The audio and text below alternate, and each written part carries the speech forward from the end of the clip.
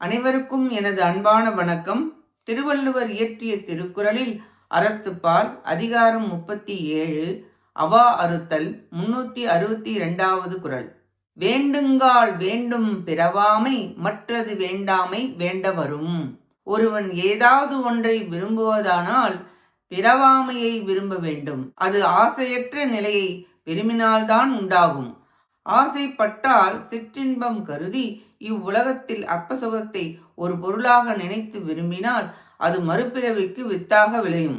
எனவே பிறப்பின் துன்பம் அறிந்தவன் ஒன்றை வேண்டின் அது பிறவாமையே வேண்டுவான். பிறப்பு, பிணி, மூப்பு, இறப்பு இதனால் வரும் துன்பம் முற்றிலும் அறிந்தவனுக்கு ஆசை பேரின்பமான பிறவாமையே வேண்டுவான். இக்குறளால் பிறவாமைக்குரிய வழியாம் எனவும் விழி செல்வம் எனவும் வேண்டாமையின் சிறப்பு கூறப்பட்டது. நன்றி, வணக்கம்.